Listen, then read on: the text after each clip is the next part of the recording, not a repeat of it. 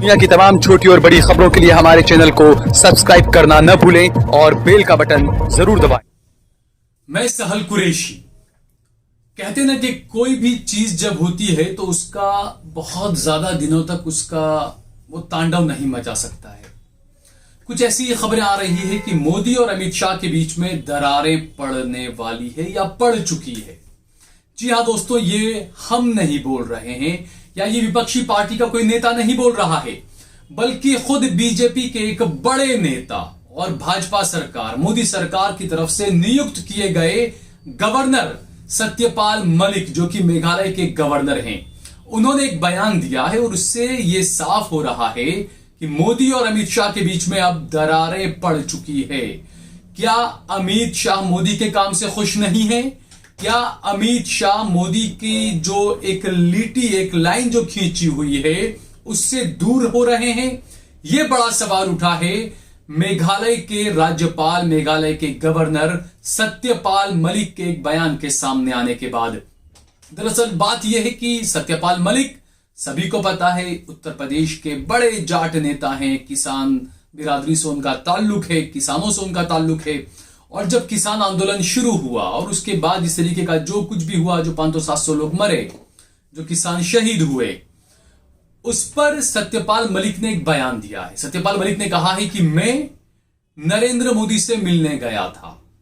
वो बहुत घमंडी हैं। आप सोचिए, देश के एक राज्य का गवर्नर प्रधानमंत्री के लिए बोल रहा है कि प्रधानमंत्री नरेंद्र मोदी बहुत घमंडी हैं। सत्यपाल मलिक ने दावा किया है, उन्होंने कहा है कि मोदी से महज 5 मिनट की उनकी मुलाकात हुई और इस मुलाकात में भी मोदी से उनका झगड़ा हो गया। सत्यपाल मलिक ने कहा कि नरेंद्र मोदी से मेरा झगड़ा हो गया, नरेंद्र मोदी बहुत घमंडी हैं। मैंने उनसे कहा कि हमारे 500-700 किसान भाई मारे गए हैं, तो नरेंद्र मोदी ने कहा कि मेरे लिए थोड़ी न मरे हैं। दोस्तों, ये दावा सत्यपाल मलिक कर रहे हैं, भाजपा के एक वक्त के बड़े नेता, उत्तर प्रदेश के बड़े नेता और मौजूदा मेघालय के गवर्नर, केंद्र सरकार ने जिन्हें अपॉइंट किया है गवर्नर के तौर पर, वो सत्यपाल मलिक के बयान दे रहे हैं। और इससे आगे चलकर आप सुनिए, उनका यह दावा है, उन्होंने कहा कि नरेंद्र मोदी ने मुझे कहा कि 500 किसान कोई मेरे लिए थोड़ी ना मरे हैं। साथ ही उन्होंने यह भी कहा कि आप जाइए अमित शाह से बात कर लीजिए। बात यहीं पर खत्म नहीं होती है। सत्यपाल मलिक ने आगे जो दावा किया है वो और भी ज्यादा खतरनाक है। सत्यपाल मलिक ने कहा है कि जब मैं अमित शाह से मिला और अमित शाह से जब मैंने ये बातें कही, तो अमित शाह ने यह कहा कि नरेंद्र मोदी लोगों की बातों में आ रहे हैं, लोगों के उसमें आ रहे हैं, खुद ब खुद इसकी अक्ल ठिकाने आ जाएगी।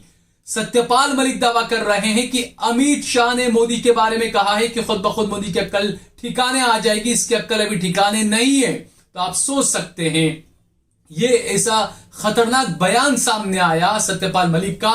उसके बावजूद भाजपा की तरफ से, सरकार की तरफ से, मोदी की तरफ से, अमित शाह की तरफ से, किसी की भी तरफ से कोई सफाई इस बारे में अभी तक नहीं आई है दोस्तों। क्योंकि सत्यपाल मलिक इससे पहले भी कई ऐसे बयान देते आए हैं जो सरकार को असहज करने वाले बयान हैं। लेकिन क्या मोदी की इतनी हिम्मत नहीं चल रही है कि सत्यपाल मलिक को अपने उनके पद से हटा दें, पार्टी से बाहर का रास्ता भी दिखा दें? क्या वजह है? क्या उत्तर प्रदेश के चुनाव में जो बुरा हाल किसानों ने कर रखा है, क्या उसको जहन में रखकर सत्यपाल मलिक के खिलाफ कोई कार्रवाई नहीं कर पा रहे हैं मोदी और शाह? ये एक बड़ा मामला सामने नजर आ रहा है दोस्तों। हमें आपको सबसे पहले सुनाते हैं कि सत्यपाल मलिक ने क्या कुछ कहा था अपने इस बयान में। सत्यपाल मलिक के इस बयान को सुनिए आप पहले। मैं जब किसानों के मामले प्रधानमंत्री से मिलने गया तो मेरी 5 मिनट में लड़ाई हो गई उनसे, क्योंकि वो बहुत घमंड में थे। जब मैंने उन्हें कहा हमारे 500 लोग मर गए, तुम तो कुतिया मरती है तो चिट्ठी भेजते हो, तो उसने कहा मेरे लिए मरे। मैं कहा आपके लिए तो मरे थे, जो आप राजा बने हुए उनकी वजह से। खैर झगड़ा हो गया मेरा। उन्होंने कहा तुम अमित शाह से मिलो। मैं अमित शाह से मिला। उसने कहा सत्यपाल इसकी अकल मार रखी है लोगों ने, तुम बेफिक्र रहो, मिलते रहो, ये किसी ना किसी दिन समझ में आ जाए। तो सुना आपने दोस्तों। अब यहां पर सवाल यह उठता है कि क्या सत्यपाल मलिक सही बोल रहे हैं? अगर वो गलत बोल रहे हैं तो अमित शाह ने, मोदी ने या भाजपा के किसी प्रवक्ता ने या सरकार के किसी प्रवक्ता ने सत्यपाल मलिक की इस बात का खंडन क्यों नहीं किया?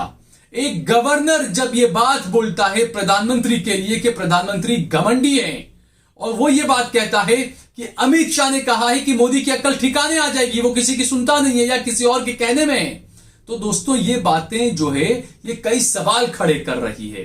क्या मोदी और शाह के बीच में एक दरार खींच चुकी है? क्योंकि आज तक देश में जितने भी गृह मंत्री रहे हैं, चाहे किसी भी सरकार में रहे हो, वो गृह मंत्री इतना ज्यादा रसूख वाला नहीं होता है जितना रसूख वाला गृह मंत्री इस वक्त देश में है अमित शाह। वो सिर्फ गृह मंत्री नहीं है, वो जो सत्ता पक्ष जो पार्टी है भाजपा, उस पर अपना पूरा कंट्रोल रखने वाले हैं।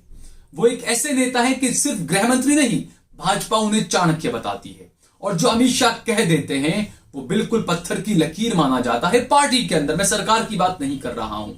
जब पार्टी के अध्यक्ष थे अमित शाह, क्या क्या फैसले उन्होंने लिए, कैसे फैसले उन्होंने लिए, ये हम सभी को पता है।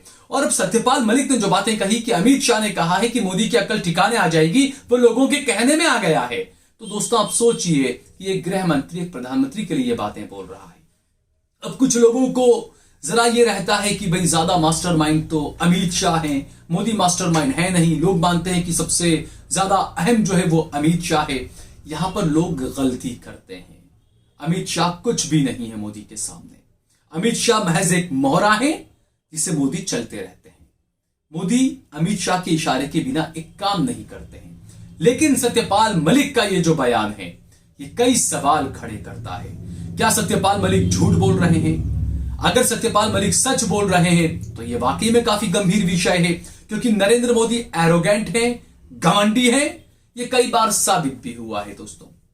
किस तरीके से उन्होंने मीडिया के सामने वो खड़े हुए थे पार्लियामेंट के बाहर, क्योंकि आज तक 7 साल की सत्ता में रहे, वो प्रधानमंत्री रहे, 7 साल हो गए, कभी प्रेस कॉन्फ्रेंस नहीं की उन्होंने। और जब एक बार मीडिया के सामने आए तो हमने देखा था किस तरीके से पत्रकार उनसे सवाल कर रहे थे और मोदी वहां पर खामोशी के साथ खड़े हुए थे और पत्रकारों के सवाल पर हंस रहे थे। और उनके साथ में मुख्तार अब्बास नकवी खड़े हुए थे, वो भी हंस रहे थे। तो जो मोदी का जो घमंड है, जो एरोगेंट है वो मोदी, ये बात साफ होती है दोस्तों। और सत्यपाल मलिक ने भी ये बात सही कही कि मोदी बहुत घमंडी है। और अगर मोदी ने ये बात कही है कि किसान कोई मेरे लिए थोड़ी ना मरे हैं, तो ये अपने आप में बड़ी गंभीर बात है कि एक देश का प्रधानमंत्री ये बात बोल रहा है। इससे पता चलता है कि जरा भी कोई संवेदना जो है वो प्रधानमंत्री के दिल के अंदर नहीं है। तो क्या अमित शाह इस बात को समझ रहे हैं? अमित शाह ने यह बयान क्यों दिया कि मोदी लोगों के कहने में आ गया है, उसकी खुद ब खुद अक्ल ठिकाने आ जाएगी? क्या अमित शाह मोदी के लिए ऐसा बोल सकते हैं? ये बड़ा सवाल है दोस्तों। और इसीलिए मैंने कहा कि क्या सत्यपाल मलिक झूठ बोल रहे हैं, या अगर झूठ बोल रहे हैं तो बीजेपी की तरफ से, मोदी की तरफ से, अमित शाह की तरफ से अब तक कोई बयान क्यों नहीं आया? अब तक सत्यपाल मलिक के खिलाफ कार्रवाई क्यों नहीं की गई? क्या डर है? क्या सत्यपाल मलिक सही बोल रहे हैं? क्या वाकई में दो फाड़ हो जाएगी बीजेपी? क्या अमित शाह और मोदी दोनों की सोच अब अलग अलग हो चुकी है?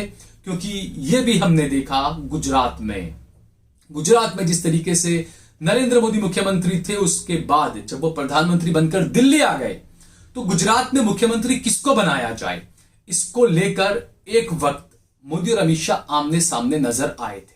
मोदी चाहते थे वो अपनी लॉबी के किसी इंसान को मुख्यमंत्री बनाए, जबकि अमित शाह चाहते थे कि वो अपनी लॉबी के किसी इंसान को मुख्यमंत्री बनाए। बहरहाल आनंदीबेन पटेल को मुख्यमंत्री बना दिया गया। मोदी की करीबी थी, मोदी की लॉबी की, उन्हें बताया जाता है। लेकिन उसके बाद जब दोबारा मुख्यमंत्री बनाने की बात थी, तब फिर से वही मामला आकर रुका कि किसको प्रधानमंत्री मुख्यमंत्री किसे बनाया जाए गुजरात का। तो मुख्यमंत्री जो है वो किससे बनाया जाए, अमित शाह की लॉबी का या मोदी की लॉबी का? तो गुजरात के मुख्यमंत्री को लेकर ये वो वक्त था जब मोदी और अमित शाह दोनों आमने सामने थे। जो मौजूदा जो गुजरात के मुख्यमंत्री हैं वो किसकी लॉबी के हैं, वो किसकी पसंद के हैं, ये भी सबको पता है। तो क्या माना जाए, मोदी और शाह दोनों अब एक दूसरे के फैसलों से क्या नाराज है? ये बड़ा सवाल है दोस्तों। लेकिन मैं बार बार ये बात कहता हूं कि मोदी बहुत ज्यादा श्रूड पॉलिटिशियन है। उन्हें समझने की, नासमझ बनने की गलती नहीं करनी चाहिए, क्योंकि मोदी जो बात करते हैं, मोदी जो फैसले लेते हैं, कुछ ना कुछ सोच समझकर वो फैसले लेते हैं। दूसरी एक और बात, यहां पर जो लोग ये कहते हैं कि अखिलेश की हवा है, उत्तर प्रदेश में सरकार चली जाएगी, तो मैं उनसे ये कहना चाहूंगा, ये आपकी राय हो सकती है, ये आपके सर्वे हो सकते हैं। मैं ऐसा नहीं मानता कि उत्तर प्रदेश में भाजपा हारेगी, जी नहीं, क्योंकि जो नफरत का जहर जो घोला गया है उत्तर प्रदेश की फिजा में, देश की फिजा में जो नफरत का जहर घोला गया है मेरे देश के युवाओं में, वही जहर बीजेपी को दोबारा सत्ता में लाकर बैठाएगा। यह कड़वी सच्चाई है, इसको मानना पड़ेगा, वरना फिर इसका तोड़ ढूंढना पड़ेगा, जो अब तक कोई भी विपक्षी पार्टी ये तोड़ ढूंढ नहीं पाई है। एक तरफ अखिलेश यादव जो है, एक बड़ा समीकरण था उत्तर प्रदेश में, मुस्लिम यादव समीकरण। बताया जाता है कि मुस्लिम यादव समीकरण बनाकर ही मुलायम सिंह मुख्यमंत्री बने थे, और उसके बाद में सपा जो बार बार सत्ता में आई, मायावती जो सत्ता में आई, तो ज्यादातर यही मुसलमानों को लेकर ही कोई समीकरण बना था। लेकिन अखिलेश यादव जो इस समीकरण से दूर नजर आ रहे हैं, तो उत्तर प्रदेश के चुनाव सर पर हैं। ऐसे में बीजेपी के अंदर मोदी और योगी के खिलाफ भी कुछ बातें आई थी कि दोनों एक दूसरे से नाराज हैं। अब अमित शाह और मोदी के बारे में ये बात आ रही है, तो ये तमाम चीजें हैं।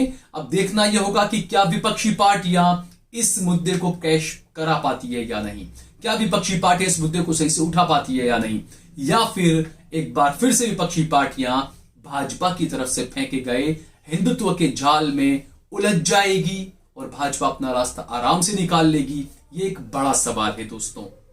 देखना यह होगा कि सत्यपाल मलिक जो बार बार इस तरह के बयान देते हैं, क्या कुछ दिनों के अंदर वो दोबारा कुछ बयान देंगे, या क्या अमित शाह की तरफ से कोई बयान आएगा, भाजपा की तरफ से कोई बयान आएगा, या फिर क्या सत्यपाल मलिक के खिलाफ कोई कार्रवाई की जाएगी।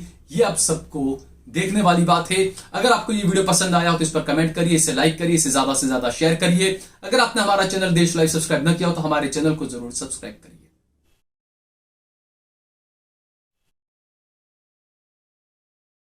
आप देख रहे हैं देश लाइव, देश की आवाज।